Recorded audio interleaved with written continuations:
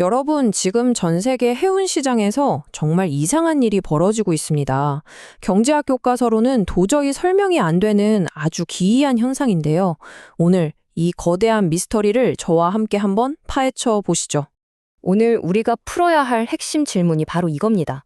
왜 바다 위를 떠다니는 배들의 운송료, 그러니까 운임은 곤두박질 치는데 정작 그 배 자체, 특히 중고 선박의 가격은 하늘 높은 줄 모르고 치솟고 있을까요? 상식적으로는 말이 안 되잖아요. 수요가 줄면 자산 가격도 떨어져야 하는데 해운 시장에선 대체 무슨 일이 벌어지고 있는 걸까요? 이게 얼마나 극명한 디커플링, 그러니까 가격이 따로 노는 현상이냐면요. 정말 놀랍습니다. 비유를 한번 들어볼게요. 우리가 타는 택시 있잖아요? 택시의 기본 요금은 계속 내리고 있는데 중고 택시 가격은 막 천정부지로 치솟는 거예요. 정말 이상하죠? 지금 딱 그런 상황입니다. 자, 그럼 이 거대한 미스터리를 풀기 위한 여정 한번 시작해 보겠습니다. 이 로드맵을 따라서 하나씩 짚어보면 이 기묘한 역설의 실체가 눈에 보이기 시작할 겁니다.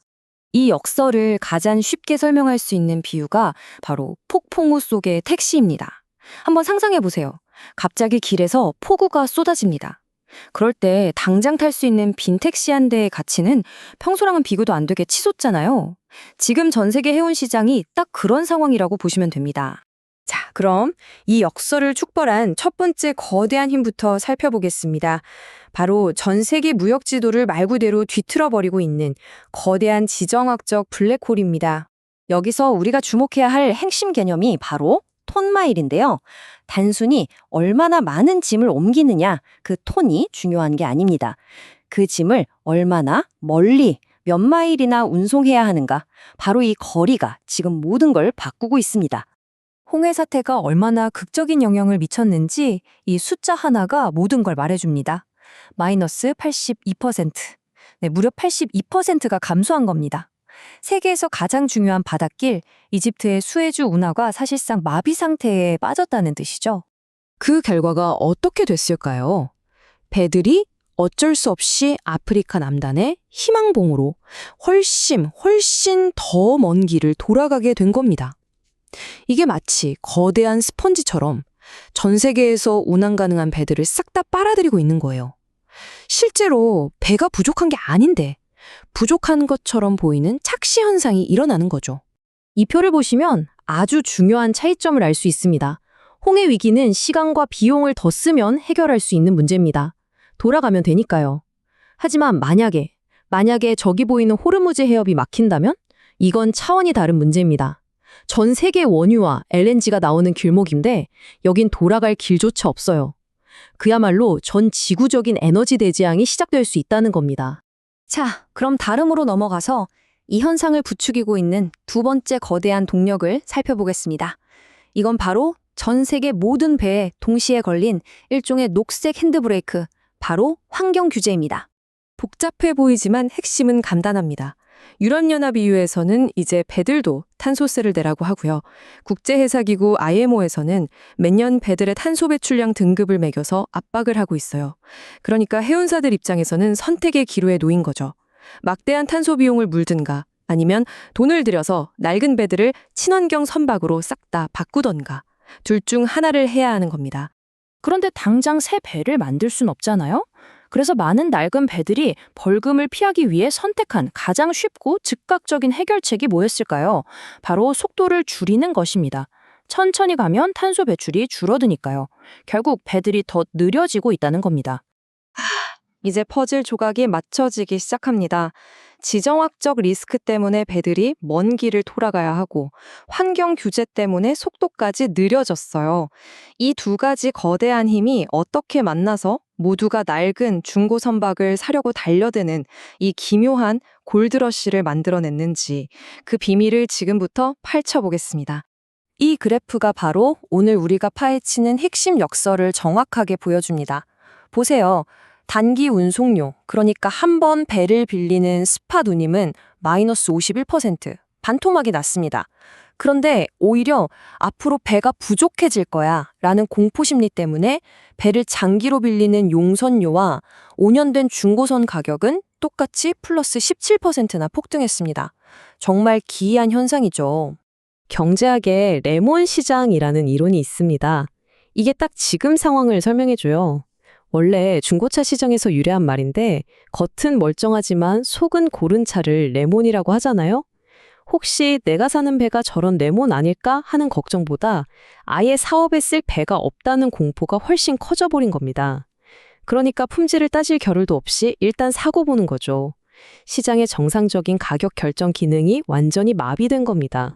이 도넛 차트를 보면 현재 시장이 얼마나 부정상적인지 한눈에 알 수 있습니다. 5년이나 굴린 중고 유조선 가격이요, 새로 만든 배 가격의 96.5%에 달합니다. 역사적으로 보면 평균 80% 정도였거든요. 단지 오늘 당장 쓸 수 있다는 그 이유 하나만으로 거의 3배와 똑같은 가격에 팔리고 있는 겁니다. 정말 대단하죠. 자, 이렇게 현재의 기이한 현상을 이제 좀 이해하게 된 것 같은데요.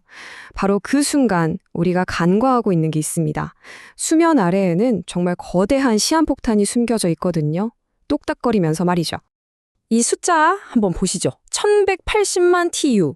이게 뭐냐면요. 지금 조선서에서 만들어지고 있는 신규 컨테이너선의 총 적재량을 말하는 겁니다.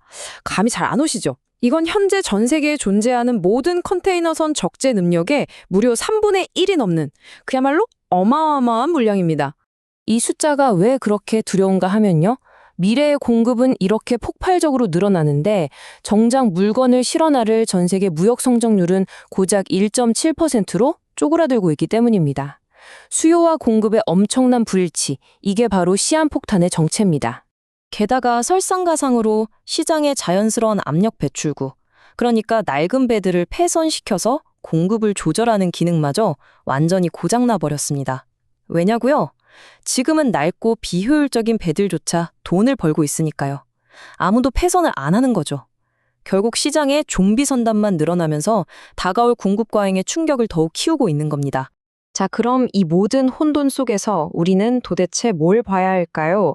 이제부터가 중요합니다. 다가올 이 거대한 폭풍 속에서 살아남기 위한 신중한 투자자를 위한 플레이북을 한번 펼쳐보겠습니다. 결국 핵심은 이 3가지입니다. 첫째, 지금의 가격 급등은 거품이라는 걸 인지해야 합니다. 이건 단기적인 현상일 뿐이에요. 둘째, 진짜 가치는 친환경 효율성에 있다는 걸 이해해야 합니다. 앞으로 규제가 심해질수록 친환경 선박의 가치는 올라갈 수밖에 없어요. 그리고 마지막으로 셋째, 유동성, 즉 현금을 최우선으로 생각해야 합니다. 공급 과잉으로 침체기가 오면 결국 현금을 가진 자가 왕이 될 겁니다. 결국 투자자들은 지금 눈앞에 패닉에 휩쓸릴 게 아니라 다가올 폭풍 속에서 누가 살아남고 누가 사라질지를 결정할 이 장기적인 펀더멘털에 집중해야 한다는 거죠. 이것이 저희 채널의 핵심 철학입니다. 시장은 미래를 예측하는 무대가 아니라 변화에 대응하고 끝까지 살아남는 장이라는 것. 이 심층적인 힘의 구조를 이해하는 것이 단기적인 가격 변동을 맞추려는 시도보다 훨씬 더 중요하다는 점을 꼭 기억하셨으면 좋겠습니다. 마지막으로 이 질문을 한번 던져보면서 오늘 이야기를 마무리할까 합니다. 만약에 말이죠, 정말 깨지기 쉬운 평화협정 하나가 타결돼서 하룻밤 사이에 이 모든 지정학적 불안감이 사라진다면 오늘날 이렇게 하늘 높은 줄 모르고 치솟은 이 중고 선박들의 진짜 가치는 과연 얼마일까요? 이 질문 속에 담긴 거대한 리스크를 한번 곱씹어 보시면서 계속해서 시장에 대한 탐구를 이어가시길 바랍니다.